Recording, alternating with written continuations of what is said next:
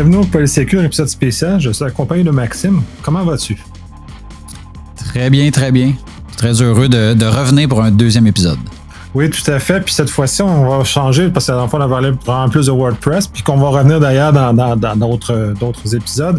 Mais cette fois-ci, suivant une série de publications que tu as faites sur LinkedIn, j'ai trouvé très intéressant de t'inviter de venir parler de l'entrepreneuriat, parce que j'ai déjà parlé du freelance sur le podcast, puis je suis dans cet état de freelance.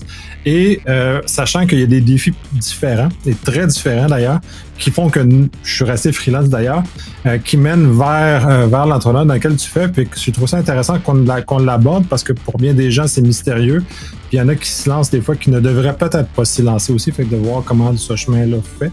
Et je te laisse démarrer avec ça. En fait, ce qu'il faut savoir, c'est que moi aussi, j'ai été travailleur autonome, freelance, peu importe le terme qu'on utilise en début de carrière. Au départ, mon but, c'était juste d'être mon propre patron puis de vivre de mon art de manière très, très... peut-être un peu innocente. Puis je pense que quand on se lance, des fois, ça prend cette belle innocence-là. Si on savait exactement dans quoi on s'embarquait, pas sûr qu'on le ferait peut-être de la même façon ou peut-être même des fois, on le ferait pas du tout. Bref, à un certain moment, je suis arrivé dans ma carrière où je me suis dit, j'ai le goût de travailler sur un projet qui est plus grand que moi-même. Donc, pour arriver à faire ça, bien nécessairement, il faut s'entourer. La business allait bien. Il y avait de la demande à laquelle je ne pouvais suffire. Donc, j'ai décidé de considérer d'engager quelqu'un pour venir m'aider. Ce qu'il faut savoir quand on passe de freelance à entreprise qui n'est plus singulière, c'est que la marche est haute. C'est bizarre des fois comment c'est fait parce que le moment où tu voudrais que ce soit la marche la moins haute possible, ben c'est quand tu te lances dans quelque chose. Puis ben, en me lançant dans le fait de passer de 1 à 2, j'avais pas réalisé l'ampleur de la tâche, l'ampleur de tout ce que ça prenait pour pouvoir réussir.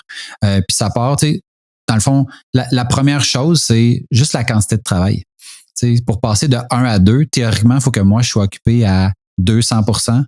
Puis là, quand j'engage quelqu'un, ben là, on est occupé chacun de notre côté à 100%, mais ça fonctionne pas comme ça. Fait que déjà là, cette nuance-là d'être ultra occupé, ben oui, on veut aller la chercher avant d'embaucher, mais quand on embauche, ben là, on n'a pas le temps de s'occuper de former la nouvelle personne parce que là, on a 200% de travail à accomplir. Donc, déjà là, ça, c'était quelque chose qui était quand même assez difficile de voir. Tu sais, c'est quand le bon moment? Parce que tu veux pas engager puis pas avoir les fonds. Tu veux comme te structurer correctement, mais en même temps, tu sais pas dans quoi tu t'embarques. Tu sais pas combien de travail tu as besoin. Puis après ça, ben entre en ligne de compte tout ce que tu réalises pas que tu faisais qui ne peut plus fonctionner. Donc, mettons des choses bien niaiseuses, là. Exemple, le courriel. Ben moi, j'avais une seule adresse courriel. Tous les clients m'écrivaient directement. J'étais le seul contact. Et là, du jour au lendemain, ben là, ça peut plus fonctionner mon courriel personnel pour gérer une entreprise. Fait que là, créer des nouveaux courriels, mais les gens continuent d'écrire directement à moi parce que, ben, pendant des années, j'étais la seule ressource de l'entreprise. Donc, passer des dossiers à quelqu'un de nouveau, pas évident. Ensuite de ça, on veut partager des fichiers. Ah ben moi, tout est sur mon disque dur. Où se trouve l'information pour comment faire tel genre de projet dans ma tête. Pour la paye, comment ça va fonctionner? Ah, j'ai pas de système de paye. Je te dis là, la quantité de petites choses, de micro-décisions, d'avoir acheté de l'équipement informatique. Tu sais, avant, moi, j'avais un seul ordi branché, connecté sur le Wi-Fi. Ça vient... pas vraiment de sécurité. Je suis le seul, je suis admin de tout. Donc, là, soudainement, ben là, ça prend un nouvel ordinateur, un nouveau bureau, une nouvelle chaise. Cette espèce de premier pas vers le fait de... moi, ce que j'appelle, puis je le dis là, de manière non péjorative, là, devenir comme une vraie business, d'avoir une structure puis tout, là. Le premier pas, c'est le plus difficile, malheureusement, alors que, comme on ne sait pas dans quoi on se lance, on voudrait que ce soit comme facile. Puis, t'en baves tellement au début qu'après ça, toutes les embauches suivantes deviennent de plus en plus faciles jusqu'à ce que, tu vois, comme aujourd'hui, Si une nouvelle personne joint l'équipe, ben là, le processus est rodé. C'est juste une personne de plus dans le logiciel de paye. C'est juste une personne de plus à tel endroit. Puis là, je me mets à avoir des collègues qui peuvent participer à la formation de cette personne. Mais je te cacherai pas, le passer de 1 à 2, il faut vraiment que tu sois sûr et en même temps que tu saches pas trop dans quoi tu t'embarques. Ouais, ben, de toute façon, partir en affaires, peu importe là, que ce soit seul ou à plusieurs, c'est de la folie parce que ça, je l'avais enregistré sur un épisode qui est, je pense que c'est celui qui est diffusé aujourd'hui au moment où on se parle. Justement, un de mes amis me posait cette question-là sur tous ces éléments-là. Puis je dis, avec mes yeux de maintenant, je suis pas sûr que je partirais à mon compte comme j'ai fait il y a une dizaine d'années, une vingtaine d'années de ça. Comme je l'ai fait là, fait que c'est cette folie-là doit nous habiter jusqu'à un certain point, puis justement, ben, comme tu mentionnes, ensuite de cette folie-là de poursuivre et d'aller plus loin, de vouloir, mais en même temps, c'est un rêve, c'est ça qui pousse à ça. Tu voulais faire quelque chose de plus grand, donc tu peux pas faire quelque chose de plus grand seul. Puis c'est un peu de ma position que je constate que je suis pas capable. Je suis très limité, je suis très linéaire à ce que je fais. Je peux pas aller plus qu'un certain nombre, sinon mais je coupe dans des zones où je vais m'empêcher de dormir, puis ça a un impact négatif sur ma santé. Oui, en fait, le fait de partager le quotidien avec, mettons, moi j'ai un partner aussi, donc le fait de pouvoir partager les bons coups, les moins bons coups, moi j'ai trouvé que cette partie-là, puis ça peut faire l'objet d'un épisode en soi, partner versus pas de partner, mais ça a été, en tout cas pour moi, ça a été ultra bénéfique de partager les responsabilités. Puis aussi, le fait de faire grandir l'équipe permet aussi que certaines personnes ont des intérêts qui sont différents, des talents qui sont différents. Puis des fois, des choses que moi m'intéressent pas, je les passe à un collègue qui, lui, est passionné de ça. Puis versus, lui, aime pas tel autre truc, moi, je le fais parce que moi, je suis passionné de ça. Donc, il y a un passage de balle qui peut être intéressant. Puis tu as plus de chances de travailler sur des choses qui t'intéressent davantage quand tu as des gens avec des intérêts qui sont variés pour pouvoir procéder. Autrement, quand j'étais tout seul, si un client me tapait ses nerfs, j'ai deux choix. C'est ou bien je continue puis j'essaie d'améliorer la relation puis je vis avec, ou je le flush. Aujourd'hui, on n'est pas là. On peut juste comme voir est-ce qu'il y a d'autres collègues qui sont intéressés par ce genre de scénario-là, par ce genre de façon de faire-là, parce que c'est pas toujours négatif. Là. Des fois, il y a des gens qui font pas de suivi versus d'autres qui en font trop. Moi, tant que je suis matché avec quelqu'un avec qui il y a un fit, c'est tout ce qui compte. Puis à partir du moment où il n'y a pas de fit avec moi, y a-tu quelqu'un dans l'équipe qui peut avoir un fit avec ce client-là, puis il s'en occupe, puis la vie est belle pour tous. Donc, oui, absolument. Puis là tu amènes deux axes très intéressants qui fait de grandir une entreprise comme ça, d'être plus que un. C'est que là, tu as des employés à gérer et tu as des clients à gérer. Parce que quand on est freelance, on n'a pas d'employés à gérer déjà.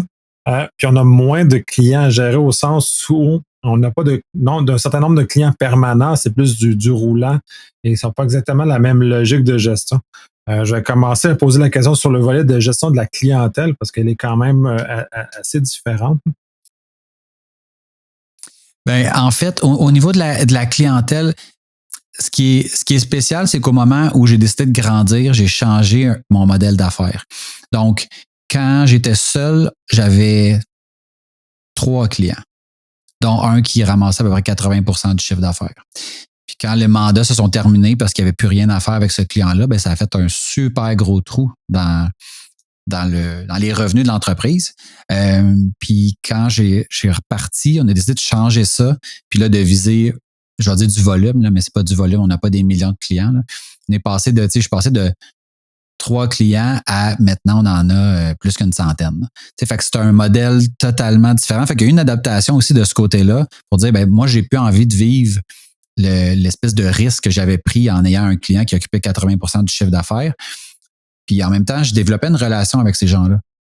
Donc, ce sont des clients que j'étais capable de suivre leur vie parce que quand tu parles juste à 3 personnes dans ta semaine, tu finis par tisser des liens puis avoir des conversations où tu développes de quoi.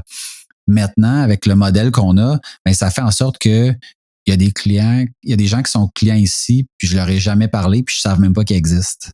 Fait que là, ça a été quand même une bonne différence. Juste d'apprendre qu'il y a des gens qui sont clients ici puis que je ne le savais même pas. Fait que, c'est une autre game totalement. Puis au niveau de la gestion, il faut que tu sois capable de passer la balle, d'arrêter d'être le point de contact, d'arrêter d'intervenir dans tous les dossiers. Parce qu'initialement, tu es la personne qui a le plus d'expérience, donc c'est facile de toujours dire, ouais, mais demande à Maxime, lui, il va le savoir de quoi on parle. Mais si tu veux passer la balle à d'autres, tu veux que ces gens-là puissent grandir puis aider les clients, tu peux pas t'impliquer dans tout.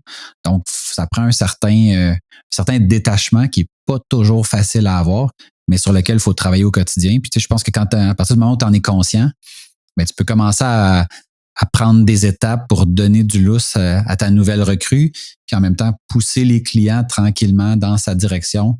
Puis à un moment donné, tu deviens comme plus essentiel. Puis présentement, j'ai réussi à me rendre là. Donc, je ne suis plus essentiel à la gestion des clients, des requêtes, des demandes qui sont faites dans l'entreprise.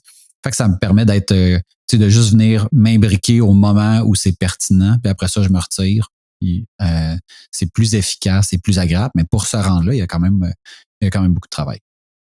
Ouais, puis c'est des défis, puis même en entreprise, il n'y a pas tant de gens que ça qui maîtrisent ce degré de séparation-là ou de laisser glisser les choses comme ça, justement, pour aller dans un état qui est un peu plus zen. Et incidemment, là, c'est parce que tu parles justement du fait que quand tu as un nombre réduit de clients, quand tu es en freelance, la perte de un client peut amener des éléments très importants. Quand tu as justement de ton côté, là, tu as une centaine, mais il faut aussi un effort de vente, ce qui n'est pas exactement la même chose que quand on est seul. En fait, ce qu'il faut savoir, là, c'est que le fait de passer de 1 à 2 à 10 ou de revenir à 1, c'est pas plus ou moins de problèmes. C'est juste des problèmes qui sont différents. Dans le sens où, avant, c'était simple, tout était de ma faute. Fait que quand ça allait bien, c'était de ma faute. Quand ça allait mal, c'était de ma faute. C'était facile d'identifier le coupable. Sauf que la limitation de ça, c'est ça. Il y a 24 heures dans une journée. Puis si je veux faire des mandats par exemple, de plus grande envergure ou sur une plus longue période de temps, ça prend des collègues.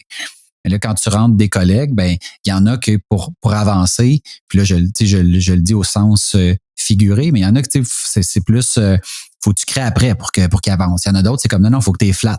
Puis là, chaque personne a sa façon de se faire demander des choses, puis plus qu'il y a de gens, plus qu'il y a de façons de faire, plus on essaye de standardiser pour pas avoir autant de situations qu'il y a d'individus, mais c'est de reconnaître ces patterns-là, de parler aux gens de la façon qui, eux, les fait progresser le plus aisément.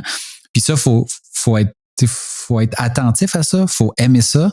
Puis moi, je me suis rendu compte dans le passé que quand j'étais employé, j'étais un excellent employé, mais pendant une très courte période de temps. Parce qu'après ça, je me tannais. Puis une fois que je me tannais, je changeais. Puis la beauté avec l'entrepreneuriat, c'est que quand tu te lances là-dedans, là, j'étais tout seul, j'ai fait ce que j'avais à faire. Là, après ça, j'ai essayé de tomber 2, c'est venu avec plein de défis. Après ça, 3, après ça, 4, après ça, 5. Mais les défis font juste évoluer, changer.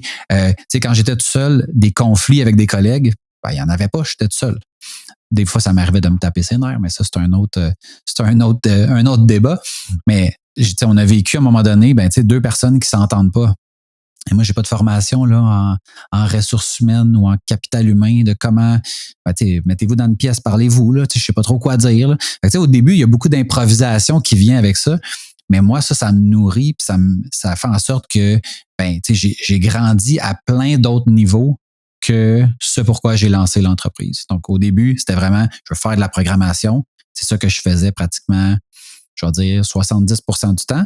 Puis maintenant, je tends tranquillement à arriver vers 0. Puis, ça fait partie de la game. Mais si j'étais resté dans mon rôle initial, probablement que je me serais tanné. Puis, j'aurais probablement fait autre chose. Mais le fait de me renouveler ou de devoir me renouveler constamment, pour moi, c'est un motivateur. Mais c'est pas comme ça pour tout le monde. Non, puis de toute façon, je suis un peu comme ça aussi, là, au sens où c'est pour ça que je ne suis plus un employé, puis je pourrais probablement jamais redevenir un employé parce que cette incapacité-là de vivre dans un moule très fermé. Et j'avais croisé un entrepreneur à un moment donné qui m'avait donné cette super phrase, partir en affaires, c'est d'être le champion des premières fois. Donc, de toujours affronter une première fois et de toujours réussir à résoudre une situation qu'elle se le présente à toi. Donc, moi, cette phrase-là, j'ai trouvé ça très chouette parce que ça va éclairer mon parcours d'entrepreneur, si on veut, là, même si je suis un micro-entrepreneur, il demeure que ça l'a éclairé ce chemin-là et ça l'a mis des mots sur la raison pourquoi je suis parti à mon compte et je n'étais pas capable de rester dans un contexte euh, conventionnel, si on veut, là, mais qui est quand même nécessaire pour d'autres. Parce que maintenant, tu as des employés qui, eux, sont bien dans cette situation-là aussi et à qui ça apporte quelque chose. Ouais, ben tu sais, il reste qu'à la base, le fait de partir à mon compte était un peu pour combler ce que tu décris. Dans le fond, dans mes emplois avant d'être entrepreneur, il y a plein de choses qui se sont bien passées, mais il y a aussi plein de choses avec lesquelles je n'étais pas toujours d'accord, des façons de faire. Puis j'ai pas toujours été accueilli de la façon qu'on doit être accueilli dans une entreprise. Puis c'est aussi niaiseux que, mettons, mon premier emploi comme développeur, j'arrive, puis ça a pris une semaine avant d'avoir un ordinateur. Je suis programmeur, j'ai pas d'ordinateur. Qu'est-ce que je fasse pendant une semaine? Dans une banque. Après ça, l'emploi suivant, la personne qui est en charge des ressources humaines est à l'étranger pendant que je fais mon arrivée.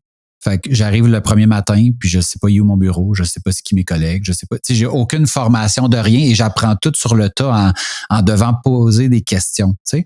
Fait que quand je me suis lancé en affaires puis que j'ai décidé de bâtir une équipe, je me suis dit que moi, je voulais pas faire vivre aux gens ce que j'avais vécu. Je trouve que la première journée, par exemple, c'est une journée super importante dans la vie d'un employé qui joint une équipe. Ben, l'accueil doit être fait d'une certaine façon. Fait que, je porte beaucoup d'attention à ce genre de choses-là. Je me suis souvent fait dire, mais ça, faut passer par un certain niveau hiérarchique pour arriver à telle décision. Chose qui, moi, je me dis, ça devrait être la meilleure décision qui l'emporte, là, que tu sois le senior ou le stagiaire.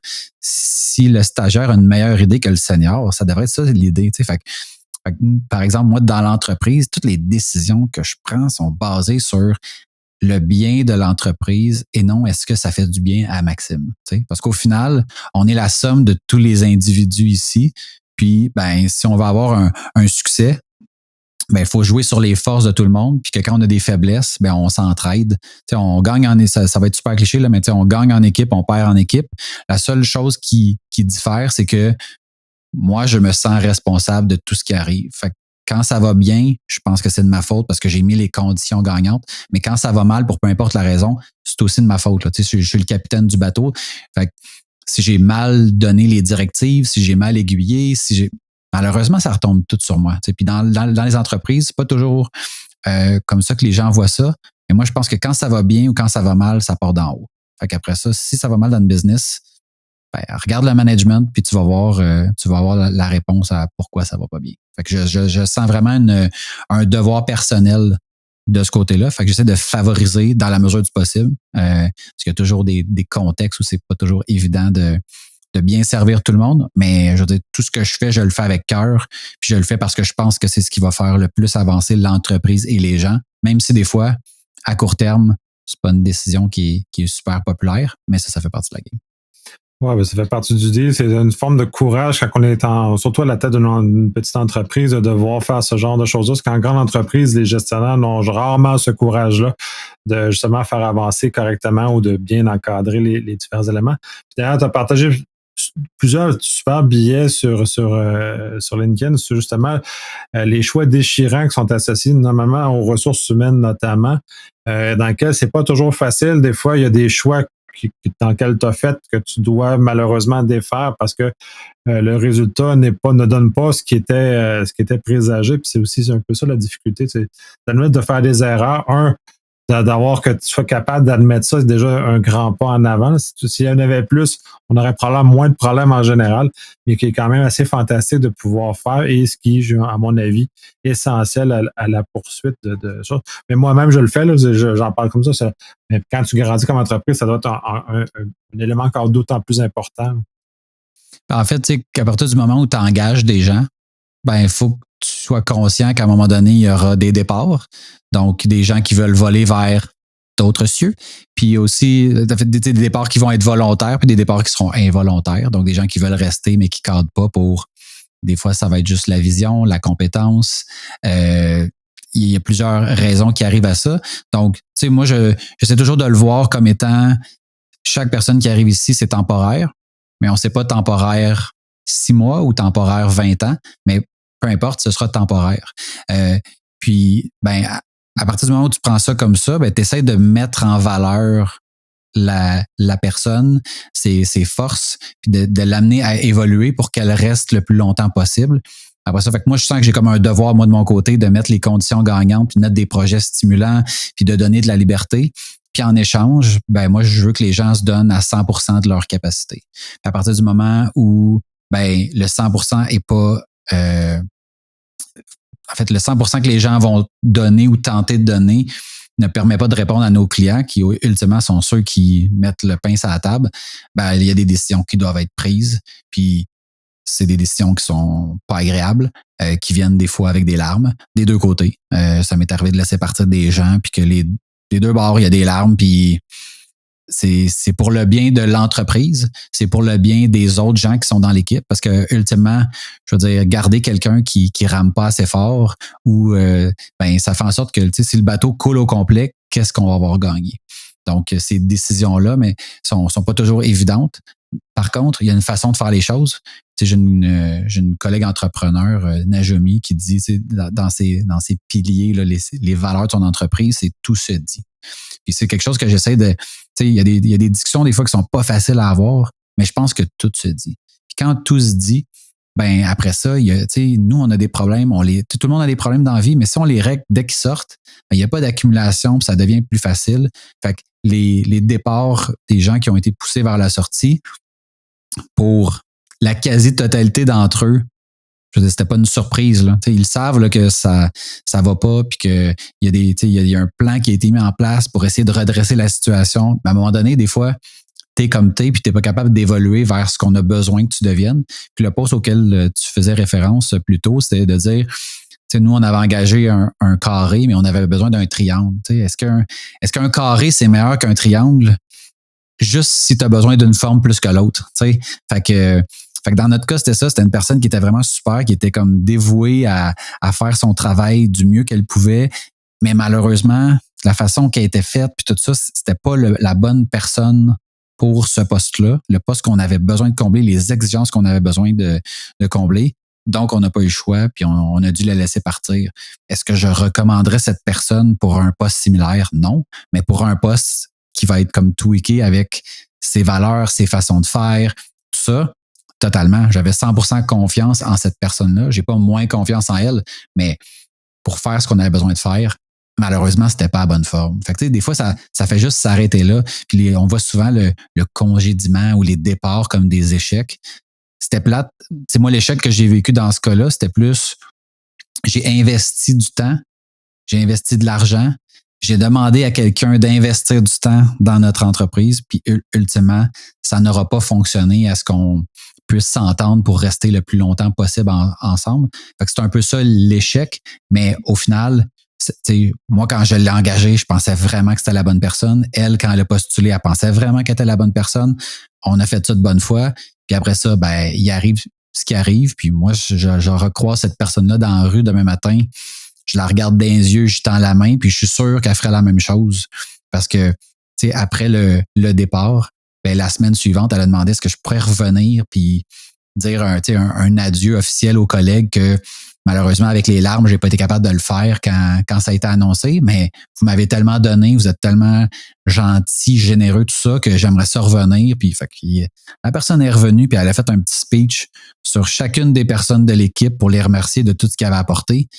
Puis, je veux dire, je pensais jamais vivre ça dans ma vie. De une semaine, entre guillemets, je renvoie quelqu'un. Puis la semaine suivante, elle vient pour nous remercier. Tu sais, mais quand tu fais les choses correctement, ben, ce genre de scénario-là est possible. Contrairement à ce qu'on peut penser où quand on met quelqu'un dehors, on fait une petite boîte, on sac toutes ses affaires là-dedans, puis on le met dans un taxi, puis on y reparle plus jamais. Ça, c'est de la mentalité de il y a 20-30 ans, tu sais. Il y a moyen de faire les choses correctement. Ouais, puis c'est aussi la distinction de ta très grande entreprise où c'est impersonnel ou la petite entreprise où c'est personnel parce que tu as embauché une personne quand tu l'as engagé, ben c'est la personne que tu es là, c'est pas genre un RH qui a fait anonyme puis t'es coup pouf, ça a remplacé les cases, puis la personne est arrivée. Il y avait un investissement, puis je trouve ça intéressant que tu le spécifies. Il y a un investissement de ta part et de l'entreprise à amener cette personne-là où elle devrait être dans l'entreprise. Et la personne aussi a investi du temps parce que tu sais, c'est pas la façon dont tu le relates, c'est pas un freeloader de quelqu'un qui est arrivé, il a juste profité, puis pouf, la personne a juste pas cadré avec le besoin dans lequel tu avais. L'exemple plus parlant, c'est quand tu as besoin d'un plombier puis tu embauches un électricien, tu vas peut-être être triste un peu là, avec les résultats que tu vas obtenir parce que les deux personnes, même s'ils ont des habiletés de l'autre côté, ne feront jamais le travail avec la même qualité que le vrai professionnel qui va avec. Totalement, totalement. Puis, tu sais, puis au final, le pire scénario, c'est d'engager un électricien pour venir faire de la plomberie, puis que la personne est tellement de bon cœur, puis elle veut tellement aider qu'elle se dit, garde, j'ai pas les compétences, mais m'a l'essayer parce que c'est ça que tu me demandes. Puis là, c'est ça des fois qui mène à des situations comme ce qu'on a vécu. C'est la personne, elle s'est dit, garde, je suis pas top là-dedans, mais je veux tellement, puis tu sais, je vais tout donner, mais malheureusement, t'as pas les compétences pour cette partie-là. Fait que, mais tu sais, au final, tout est bien qui finit bien parce que nous, on a réglé un problème avec le départ de cette personne-là. Puis ça a réglé aussi un problème dans la vie de cette personne-là qui avait probablement beaucoup de pression à essayer d'être quelque chose qu'elle n'était pas. Donc là, il y a sûrement une autre offre qui va se présenter pour elle, qui va être plus cadrée avec son expertise, ses intérêts, puis tout ça. Puis ultimement, moi, ce que je souhaite, c'est qu'elle soit juste heureuse dans sa vie. Malheureusement, ça ne pourra pas être avec nous autres, mais je vais l'aider à transiter vers autre chose. Puis ultimement, tout le monde gagne. Fait que c'est pas un échec. Non, c'est ça. Ça demande aussi des leçons apprises, puis des choses de l'expérience qui rentrent, puis des choses comme ça qui vont. Autant pour la personne qui est quand même, puis pour l'avoir vécu, j'ai déjà été dans des mandats auxquels je ne cadrais pas tout à fait, puis j'en connais beaucoup qui se placent dans des situations comme ça. Et on devient malheureux sur soi-même, puis on n'est pas bien quand ça arrive. Et comme employé, c'est exactement la même chose. Si on n'est pas dans une position dans laquelle on se sent bien, on s'épanouit, c'est sûr qu'on va être malheureux, puis c'est pas bon, puis faut aider la personne à sortir de son malheur, puis des fois, en entreprise, c'est pas possible, parce que les opportunités pour aider les personnes à sortir d'une zone et la mettre en valeur n'existent pas. C'est un peu la situation que tu mentionnais, toi, ça n'existait pas, cette opportunité-là, donc c'est malheureux, mais c'est comme ça. Mais dans d'autres circonstances, si elle existe, c'est justement d'amener la personne vers une zone où elle peut être, elle peut briller, en quelque sorte. Ouais, puis c'est drôle parce que c'est une discussion qui est difficile à avoir. Tu sais, si tu te rends compte que t'es pas dans le bon poste, puis qu'il n'y a pas d'autres postes ouverts, comment tu te sors un peu de ça. Tu sais, souvent, mettons, malheureusement, tu sais, ça fonctionne comme ça des deux côtés. Nous, les départs, tu sais, je peux aller voir la personne, puis j'ai dit, dans 2 semaines, ça va être terminé. C'est comme non, quand je vais te voir, c'est comme t'es parti là, tu sais. Puis la même chose de l'autre côté, souvent quand les gens se magasinent un nouvel emploi, ils annoncent rien. Puis quand ils annoncent, il est trop tard, là, c'est fini, puis ils partent, puis ils vont donner 2 semaines. Mais je veux dire, il y a rien que tu peux faire parce qu'ils sont déjà partis. Puis quand le discours, le dialogue est ouvert, tu sais, moi, ça m'est arrivé, j'avais quelqu'un que j'avais engagé pour qui j'ai un très grand respect encore aujourd'hui, qui avait joint l'entreprise, a évolué, puis à un moment donné, il était comme, tu sais quoi, j'ai commencé ma carrière ici, puis j'ai le goût d'essayer autre chose. Essayer d'autres choses. Moi, je peux pas vraiment te donner ça. Là. Nous, on fait ce qu'on fait, puis je le savais là, qu'il allait quitter. Là. Fait qu'il m'a dit, écoute, moi, je vais commencer à chercher autre chose basé sur le fait que j'ai envie d'essayer d'autres technologies, d'essayer une équipe pas mal plus grande qu'ici. Je veux dire, bon, une autre technologie, une autre taille d'équipe. Je veux dire, même que je voudrais, il n'y a absolument rien que je peux faire. Donc, on l'a accompagné. Puis elle a trouvé ce que cette personne-là a trouvé ce qu'elle cherchait. Puis je garde contact avec elle. Puis la vie est belle. Nous, on est heureux de notre côté. Lui est heureux de son côté. Mais la transition s'est faite de manière ultra simple. Il avait insisté auprès de son nouvel employeur pour pouvoir rester le temps nécessaire pour bien passer la balle, au lieu de dire je donne 2 semaines et je sac mon camp parce que j'ai aucune considération. Je dis pas que les gens qui font ça, c'est ça, mais je veux dire, lui, il était comme non, je vais finir les projets, puis après ça, je vais switcher. Mais pour pouvoir faire ça, mais il faut qu'avant, tu aies eu la discussion.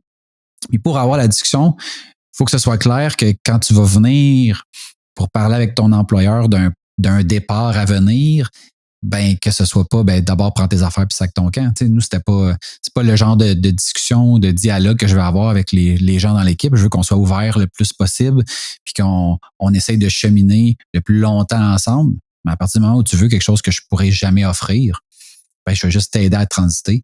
Puis ultimement, encore une fois, tout le monde a gagné. Oui, c'est ça, puis ça prend énormément de la maturité de faire ce genre de choses-là. Puis même le dialogue, j'aime ça que tu as amené, comme le fait que le pilier d'une console, justement, c'est tout se dit. Moi, comme employé, je l'ai jamais vécu, cette situation-là, où je me retrouvais dans une entreprise où j'avais ce dialogue ouvert-là avec mon patron, puis on était capable de cheminer. Le mieux que j'ai réussi à faire à un moment donné, c'est d'exprimer où je voulais grandir dans l'entreprise, puis me faire abrouer. Fait crois-moi que j'ai quitté en faisant le doigt d'honneur parce que là, je me suis senti non respecté comme employé à ce moment-là pour aider à grandir dans cette entreprise-là. Donc, on est dans un drôle de concept comme ça. Et étonnamment, depuis que je suis à mon compte, j'ai cette relation harmonieuse avec mes clients, qui sont essentiellement mes patrons dans ce contexte-ci, où j'ai ce dialogue-là qui est là, au moment où, non, ce bout-là, je peux pas le faire, je serais pas bon, ou je serais pas heureux, ou ça, je suis dépassé, mettez quelqu'un d'autre, je vais mieux de me retirer, et tout ce dialogue-là, c'est amusant parce que j'aurais aimé ça l'avoir comme employé, cela étant dit. Puis je trouve ça heureux que tu puisses laisser la place aux employés justement ce dialogue-là pour peu importe, puis d'aider à grandir. Puis c'est dans l'absolu, c'est un peu ça. Là. Ben en fait, je vais dire, j'essaye. Tu sais, je fais le maximum. J'ai eu plein de belles discussions. Je sais qu'il y a sûrement des discussions que je pourrais avoir, mais il y a des gens qui sont comme pas à l'aise parce qu'ils ont peut-être l'impression que ça serait peut-être mal reçu. Tu sais, on n'est pas parfait, là. Mais tu sais, tout ça pour dire que tu sais, si tu ne l'essayes pas, tu ne le sauras pas. Puis moi, j'essaie de bâtir les conditions gagnantes pour que tout le monde ait du plaisir. Tu sais, je me dis, la base de ce qu'on fait, c'est on est 40 heures au bureau. Tu sais, dans la semaine, je vois quasiment plus mes collègues que je vois ma famille. Pas quasiment, je les vois plus que je vois ma famille dans son sens large. Donc, tu sais, on peut avoir du fun. Puis s'il y a quelque chose qui roule carré, qu'est-ce qu'on fait pour que ça roulera rondement? Puis qu'est-ce que. Fait que je pense que quand tu abordes les choses comme ça, dis moi, j'ai-tu la vérité absolue? Ben non, je ne l'ai pas. Je fais-tu des erreurs? Ben oui, j'en fais. J'en fais probablement plus que les autres parce que j'ai plus de décisions à prendre. Fait que je fais encore plus d'erreurs. Puis, mais comment on amène à voir ça dans son ensemble, puis essayer de grandir tout le monde là-dedans, dans le fait que, ben oui, des fois, toi, tu me demandes des choses, puis c'est non, mais il y a une raison à ça, puis moi, je fais d'autres choses, puis ultimement, tu vas faire des erreurs, puis moi aussi, je vais en faire, mais dans son ensemble, on a-tu du fun? On s'en va-tu dans la bonne direction? Puis à partir de là, quand tout le monde y met du sien, ben on peut faire de belles choses. Fait que c'est vers ça que je tends. Absolument, puis là, c'est pas tout sous le patron non plus, parce que tu sais, à certaines époques aussi, j'avais pas nécessairement la maturité comme employé pour être capable d'exprimer où j'étais pas à l'aise, où j'étais pas confortable à le faire. Fait que tu sais, c'est une rue à double sens, pour prendre une francisation d'une expression anglophone, dans laquelle il y a un partage de responsabilité qui est fondamental dans ce cas-ci, qui des fois n'est pas tout à fait partagé, ni d'un côté ni de l'autre. Minimalement, en tout cas, dans le tien, tu l'exprimes clairement que tu as l'ouverture, puis tu essaies de cultiver ce climat-là que je trouve très, très, très intéressant. On a fait un premier tour très intéressant de ça. Je pense qu'il y a encore à creuser d'autres volets qu'on va revenir dans un autre espace. Est-ce que tu as d'autres éléments que tu aimerais rajouter avant qu'on conclue? Bonne question. D'autres éléments en lien avec le travail autonome. Ah, ben, tu vois, mettons, une chose qu'on fait ici, puis que c'est souvent la raison pour laquelle les gens se lancent en affaires, là, c'est le fait de pouvoir gérer avec qui ils travaillent. Donc, le fait de, dans les dossiers dans lesquels on travaille, j'essaie toujours de me dire, est-ce que moi, je travaillerais avec ce client-là? Est-ce que moi, je dealerais ce projet-là? Est-ce que moi, puis de ramener ça à à mon confort, à moi. Puis souvent, quand je suis impliqué dans des dossiers, ben, c'est parce que ça devient complexe, que la relation, des fois, est difficile. Autrement, les gens le gèrent. Puis, ça nous est arrivé moi, ça m'est arrivé à plusieurs reprises quand on me transfère un dossier puis que les gens veulent plus dealer avec le client, ben, c'est parce que là, je sais que c'est le temps de le renvoyer. Fait que, de pas avoir peur d'escalader les craintes, des gens de l'équipe vers le management. Puis, ben, souvent, ça va nous dicter sur ça devrait être quoi notre prochaine étape comme move de carrière. Puis moi, de mon bord, je me dis, quand plus personne ne veut travailler avec un client puis qu'il retombe sur mon bureau puis je deviens la seule personne qui peut travailler sur le dossier, ben, c'est peut-être le temps pour remettre le client à sa place. Puis des fois, il est déjà trop tard. Juste lui dire que ben, ça va être avec une autre entreprise que tu vas poursuivre ton aventure parce que moi, ça m'intéresse pas de faire ça. Puis quand on perçoit nos collègues, non pas de manière hiérarchique, mais plutôt comme des égaux, ben, ça fait en sorte que, je pense, on est plus attentif à leurs besoins, plus attentif au fait que les clients, moi, le client a toujours raison, là. Je suis pas un grand fan de ça, là. En fait, il a le droit de penser qu'il a raison, mais il va aller avoir raison probablement ailleurs. Mais tu sais, moi, je fais ça pour avoir du fun. Je veux que mes collègues aient du fun. Je veux qu'on développe le meilleur produit, le meilleur service. Puis ben ça prend des gens qui ont le sourire d'en face à journée longue. Fait que c'est ça qu'on essaye de créer. Puis après ça, le succès devient un peu une conséquence de tous ces micro-ajustements-là, ces micro-décisions-là que l'ensemble de l'équipe va faire et non en lien direct avec Maxime ou quiconque va être à la tête d'une entreprise. Absolument, absolument. Merci énormément pour ce partage. J'adore ça, ces discussions-là, parce que ça amène une facette intéressante que moi, je ne connais pas puis que j'espère avoir partagé avec les autres, justement pour alimenter leur propre réflexion puis peut-être trouver des pistes de solutions. Je vais finir par plugger sur le fait que allez suivre Maxime sur LinkedIn.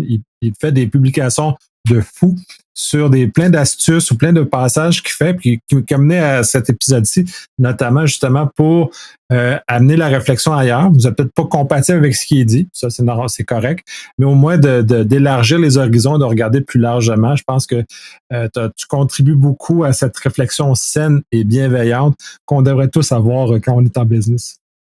Ben, merci beaucoup. Puis en effet, j'encourage les gens à venir connecter avec moi. Puis si vous n'êtes pas d'accord avec mes prises de position, mes partages, n'hésitez pas à le dire. Je veux dire, toute l'évolution que j'ai faite au cours de ma carrière vient justement de gens qui étaient pas d'accord avec moi. Fait que souvent, c'est plus confortant de s'aligner avec des gens qui disent comme nous. Moi, je pense que ma plus grande croissance vient des gens qui pensent pas comme moi. Puis des fois, ça me permet de remettre en perspective certaines choses, OK, j'avais pas vu cet angle-là, puis de tempérer ma façon de voir les choses. Puis dans d'autres cas, ça me permet de confirmer que non, finalement, ce genre d'argument-là, j'adhère pas du tout. Donc, je suis encore plus solide et certain de ma position dans un dossier ou dans en lien avec quoi que ce soit. Donc, n'hésitez pas à venir échanger. Vous allez voir que si vous me donnez du fil à retordre, je vous retournerai à la hauteur, puis on aura une belle discussion. Moi, tant que c'est fait dans le respect, j'ai absolument aucun problème avec ça. Oui, absolument. Merci.